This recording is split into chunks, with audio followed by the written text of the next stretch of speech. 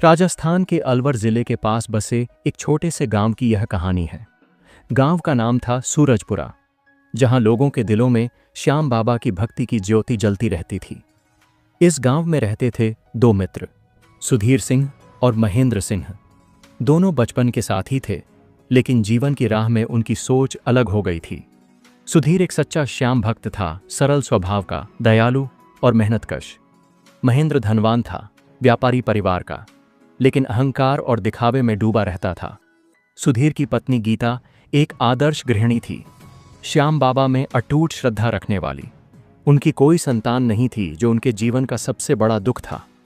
महेंद्र की पत्नी प्रिया शहरी तौर तरीकों में ढली हुई थी और धर्म कर्म को पुराने जमाने की बात मानती थी। उनके दो बेटे थे, अमित और सुमित। बात उन दिनों की है जब राजस्थान में भयंकर अकाल पड़ा था। महीनों से बारिश नहीं हुई थी, खेत सूख गए थे, कुएं खाली हो गए थे और लोग पानी की एक एक बूंद के लिए तरस रहे थे।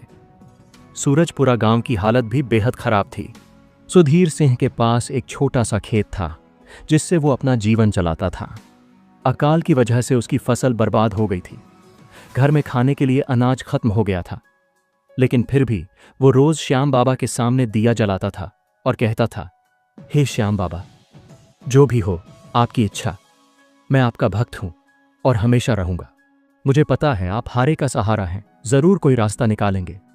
दूसरी तरफ महेंद्र सिंह के पास अनाज के गोदाम भरे हुए थे। वो पिछले साल अच्छी फसल देखकर अनाज खरीद कर रख लिया था। अकाल में वो मोटे दामों पर अनाज बेच रहा था और मुनाफा कमा रहा था।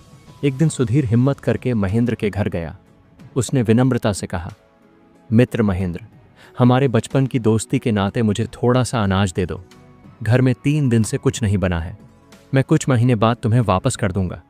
महेंद्र ने तिरस्कार भरी नजरों से देखा और कहा, देखो सुधीर, यह व्यापार है, दोस्ती नहीं।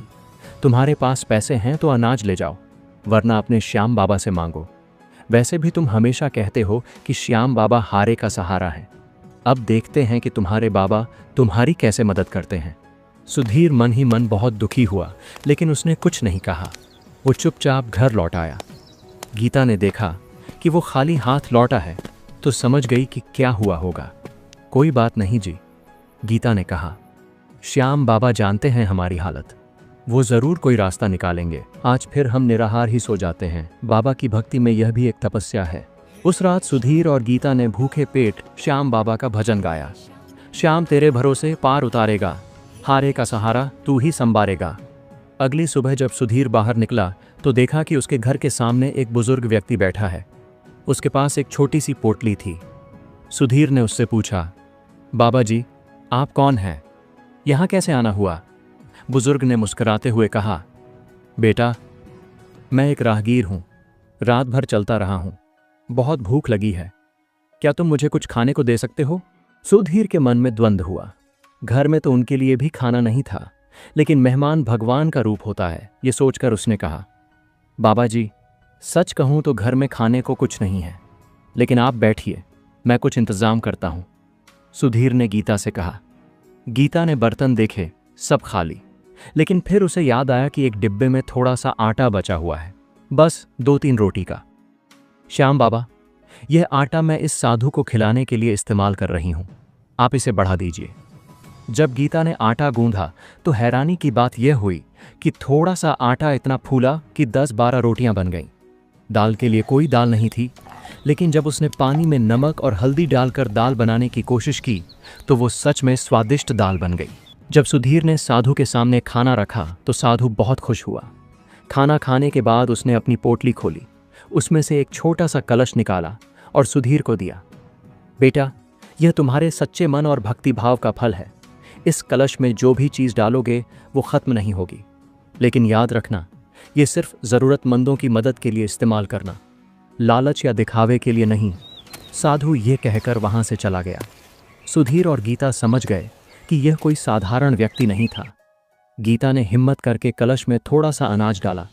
चमत्कार, अनाज खत्म ही नहीं हो रहा था, जितना निकालती उतना ही वापस भर जाता। श्याम बाबा का चमत्कार है यह, गीता ने आंसू भरी आंखों से कहा। हमारी भक्ति व्यर्थ नहीं गई। अब सुधीर और गीता ने गांव के दूसरे जरूरतमंद लोगों की भी मदद करना शुरू किया। वे चुपचाप लोगों के घर अनाज पहुंचा देते थे। किसी को पता नहीं चलता था कि यह अनाज कहां से आ रहा है।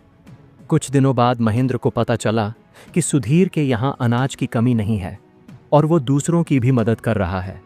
उसे बड़ी हैरानी हुई। महेंद्र ने अपनी पत्नी प्रिया से कहा, यह सुधीर कहाँ से इतना अनाज ला रहा है? कुछ दिन पहले तो यह मुझसे भीख मांगने आया था। प्रिया ने कहा, हो सकता है कहीं से चोरी कर रहा हो। आजकल के ज़माने में ईमानदारी से कोई अमीर नहीं बनता। महेंद्र ने सुधीर पर नज़र रखनी शुरू की। उसने देखा कि सुधीर कहीं काम पर नहीं जाता, फिर भी उसके घर में सब कुछ है। महेंद्र के मन में जलन होने लगी। एक दिन महेंद्र ने सुधीर से पूछा, यार सुधीर, तुम आजकल बड़े खुश नजर आ रहे हो।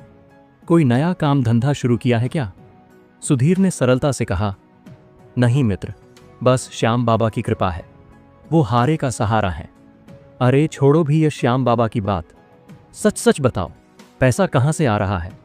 सुधीर मुस्कुराकर बोला, मित्र, अगर तुम चाहो तो तुम भी श्याम बाबा की भक्ति करो, तुम्हें भी सब कुछ मिलेगा। महेंद्र को लगा कि सुधीर उसे बेवकूफ़ बना रहा है। उसका अहंकार और भी बढ़ गया।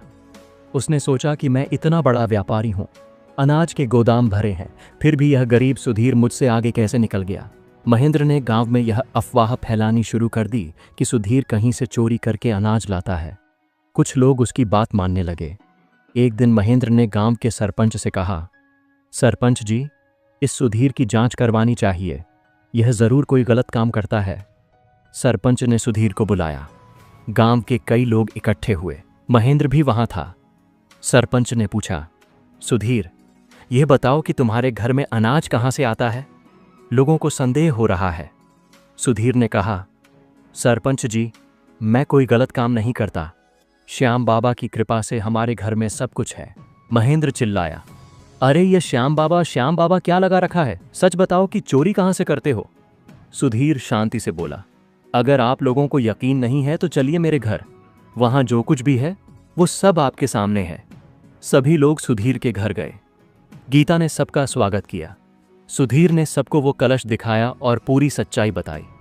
महेंद्र ने हंसते हुए कहा, अरे वाह, ये तो जादू का कलश है। अगर सच में ऐसा है तो एक मुझे भी दो।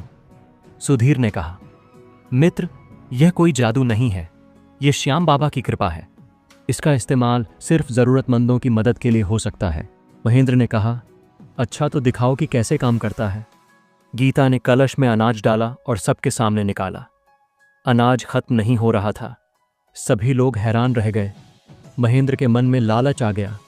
उसने कहा, यह कलश मुझे दे दो, मैं इससे पूरे राजस्थान में अनाज का व्यापार करूंगा, बहुत पैसा कमाऊंगा। सुधीर ने कहा, मित्र, यह लालच के लिए नहीं है, यह सेवा के लिए है। लेकिन महेंद्र नहीं माना।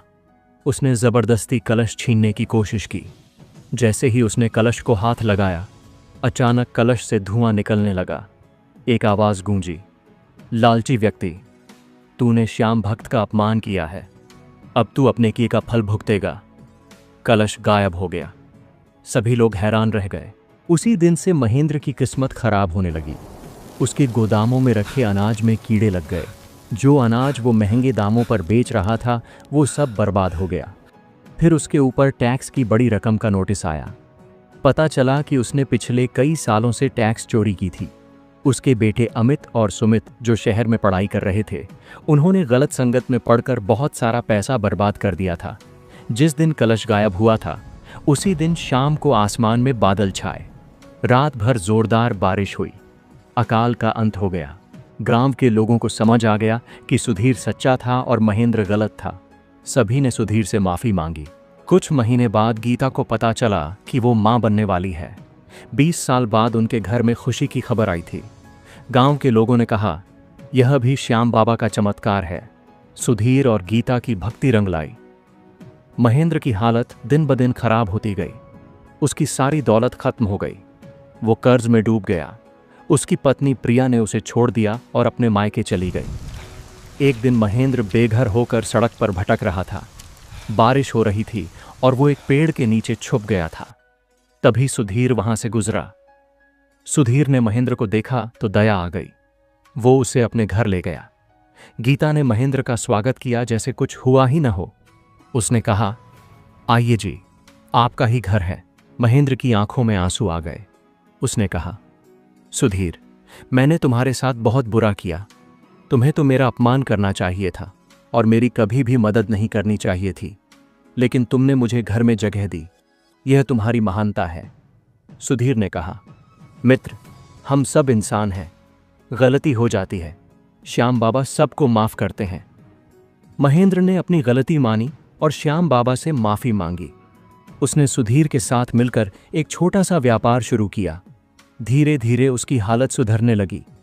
उसकी पत्नी और बच्चे भी वापस आ गए। लेकिन अब महेंद्र एक बदला हुआ इंसान था। वो श्याम बाबा का भक्त बन गया था। गीता के घर एक बेटे का जन्म हुआ। गांव भर में खुशी मनाई गई। बच्चे का नाम रखा गया श्याम। महेंद्र ने कहा, सुधीर, यह बच्चा श्याम बाबा का प्रसाद है। मैं इसे अपना भतीजा मानूंगा। जब बच्चा 1 साल का हुआ तो गांव में एक नई समस्या आई। गर्मी के मौसम में पानी की कमी हो गई। गांव का पुराना कुआं सूख गया था। सुधीर ने सोचा कि क्यों न एक नया कुआं खुदवाया जाए, लेकिन पैसे की कमी थी। एक रात सुधीर को सपना आया। एक साधु ने कहा, बेटा, तेरे घर के पीछे की जमीन में खुदाई करवा, वहां पानी मिलेगा। सुधीर ने गांव वालों से कहा और सबने मिलकर उस जगह खुदाई शुरू की। 20 फुट खुदाई के बाद मीठे पानी का झरना निकला। यह कुआं इतना गहरा और पानी से भरा था कि पूरे गांव की जरूरत पूरी हो गई। महेंद्र ने देखा कि सुधीर के साथ हमेशा अच्छी चीजें होती रहती हैं। उसे समझ आ गया कि यह सब श्याम बाबा की भक्ति का फल है। अब महेंद्र भी रोज श्याम बाबा की पूजा करने लगा। वो गरीबों की मदद करने लगा। उसका अहंकार पूरी तरह खत्म हो गया था। सुधीर और महेंद्र ने मिलकर गांव में एक छोटा सा श्याम मंदिर बनवाया। हर साल वहां मेला लगता था। दूर दूर से लोग आते थे। गांव की समृद्धि बढ़ने लगी। खेती अच्छी होने लगी। व्यापार फलने फूलने लगा। सब कुछ श्याम बाबा की कृपा से हो रहा था। श्याम मंदिर में हर दिन भंडारा चलता था।